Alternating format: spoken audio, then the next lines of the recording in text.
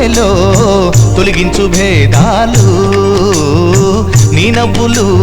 మా గొంతులో పలికించు వేదాలు చుట్టమై వస్తాడు పిలవంగా తలవంగా పండగై ఉంటాడు ఆడంగా పాడంగా కలగలిసి ఉండాలి తండుగా కడదాకా ఉంటాను అండగా సాగరా చాటరా జయమ్మనదేరా